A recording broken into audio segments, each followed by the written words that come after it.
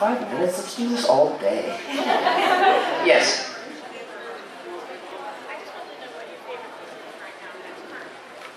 My favorite artist right now is probably an artist, I don't know if you guys know, his name is Rufus Wainwright. Out of the Game is probably my favorite record, my favorite current record right now, and everything he's done. I think he's probably not probably, he is, in my opinion, he's the greatest songwriter, singer, male vocalist. I mean, nobody can touch Rufus Wainwright. Except Justin Bieber. Well, he can touch it, but... yes? In the rare times you do have downtime, what do you usually do just to relax or get your mind off everything else? Sit and play music? If I was at home right now and I didn't have anything to do, I'd probably be down on my piano, playing, just writing music, playing songs, learning a new Beatles song or something, yes?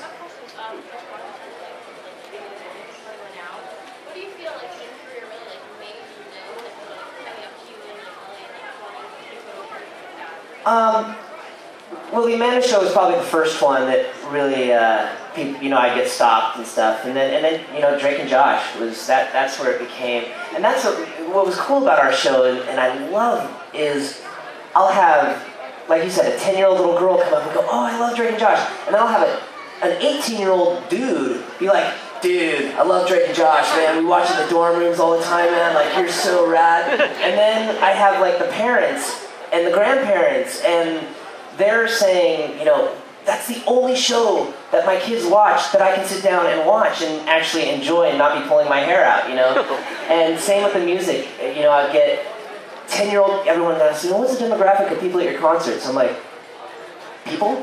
I mean, they're 10-year-old little kids, and then there's the dads that bring their kids, and they're like, oh man, wait a minute. This is actually cool music, all right. This isn't this teeny bopper, manufactured stuff. This is real rock and roll, and so it's like the wide range of fans is really cool.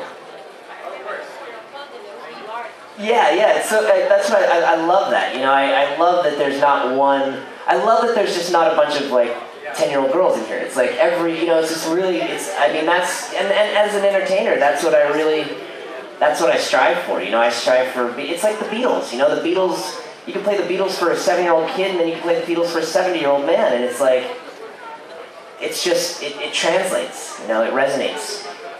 Yes. Hey, I'm your friendly neighborhood Spider-Man, Peter Parker here. That's there you go. There's Spider-Man. Let me think of I don't know. Does anybody know any famous Spider-Man lines? I'll say it. I can't really think of the. Hey, you got bitten. Huh?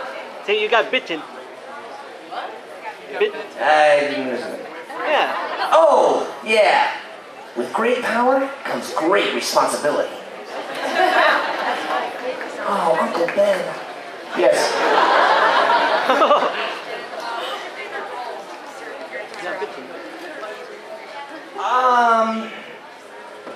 Probably Drake Parker, because I got to kiss a lot of girls.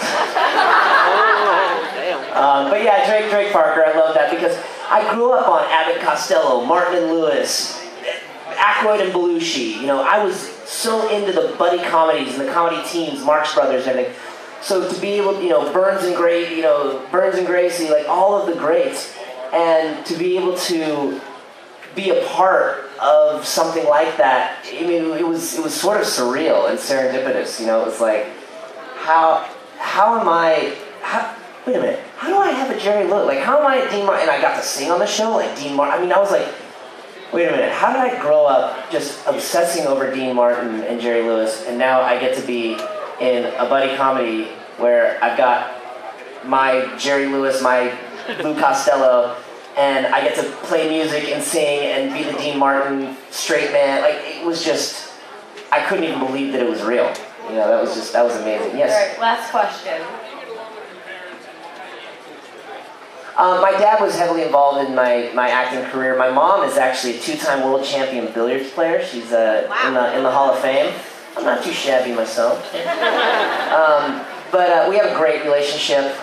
They were really. My mom wasn't so involved with the the business and stuff, that was more of my dad taking me to the auditions and doing that kind of stuff. But yeah, I mean, we have they're separated, but we have a great relationship, and all my brothers and sisters, and my nieces and nephews, we're a pretty close family. Can I take one more? One more. Okay. Some of you have. Oh, this guy hasn't asked one. I'm sorry. I don't know the Gangnam Style dance. I don't. Hey, let's do one more. Yeah. No, I haven't. But that would be so awesome.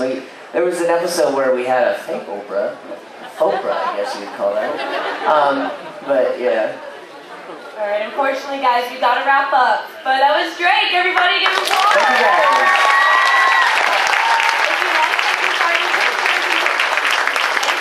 Right over in that next room. It's $30 for autographs and pictures.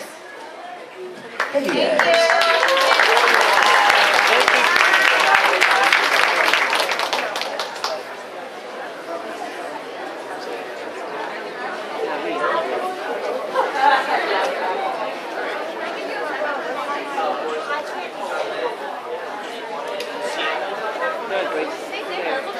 Yeah,